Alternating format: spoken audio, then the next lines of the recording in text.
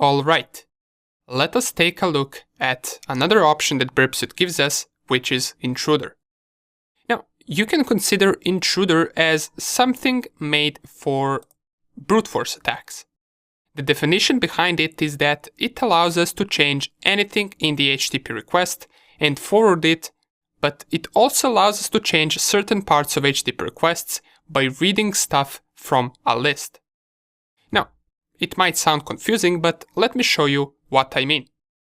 Make sure that intercept is turned off, make sure that you have the OWASP virtual machine started, and let's visit our DVWA login page. It will lead us to this page, and we should be able to find it under the target tab and right here. So here it is. As we can see, this is the GET request that searched for /dvwa/login.php, which is the exact link right here. Now, we can send this request straight from here to the intruder by right-clicking on it and clicking Send to Intruder.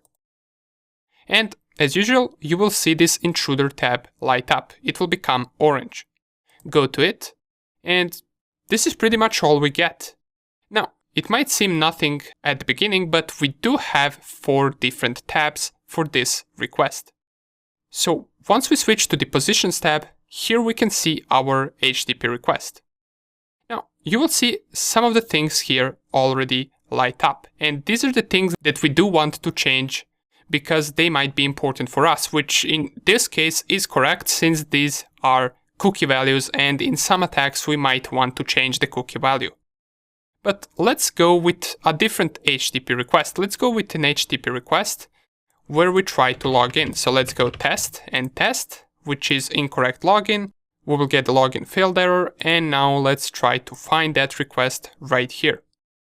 It will be a post request, so you can already filter it out since all of these other requests are GET request, and here is the only post request. And down here we can see that it does contain our username and password. So we can either go here on Actions and send it to Intruder, or we can just right-click here and send it to Intruder. And once we visit the Intruder, we will have another tab opened up, and if we go to the Positions, here is our HTTP login request. Now, you will see that these options as well are now printed in green, because as I mentioned, Burp Suite recognizes them as something that could be important for us. Now, what I usually like to do is I like to clear out all of these other options, and this will remove any green print that Burp Suite gives by default. Now we have something called payload positions, and as you can see, there is this attack type option that we can choose from. If we click on this arrow, we will get 4 different attack types.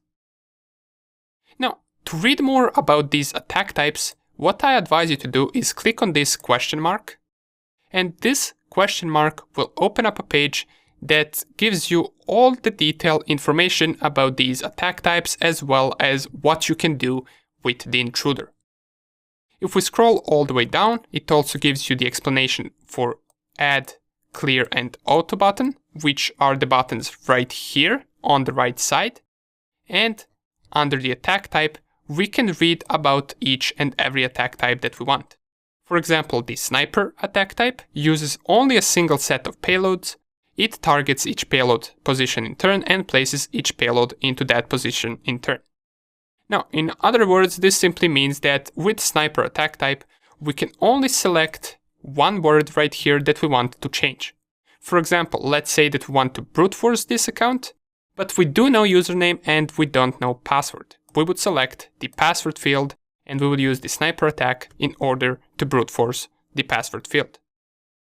You have some other options that you can use. Battering Ram, this uses a single set of payloads. Now, you can read about all of these if you like. For example, cluster bomb is an option that you would use if you want to brute force both username and password, since as it says right here, this uses multiple payload sets, which means you can select, for example, password and username. And then you can brute force both of them at the same time. Now, let me show you what I mean. For example, let's say that we do know the username, which is admin, but we don't know the password, and we just set it to be test. What we would want to do in order to get into this account is we would want to select this test and click on Add. And you will see that it will become green. Once we do that, we told the Burp Suite that we're going to try to brute force this word right here. Then we can go to Payloads, and under the Payloads, in this window right here, we want to load our list. Now you can either add a list by clicking on this load button and then navigating through your file system and trying to find a txt list that you want to use.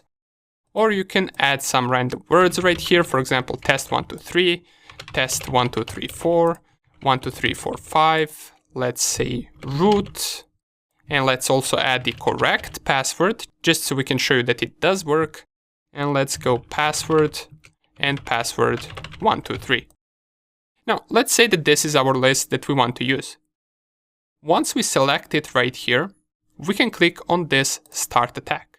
It will give us this error, which we want to click on OK, and it will start our attack. And what Intruder will do is it will send an HTTP request with changed password, and it will change password with these items that we specified in our list.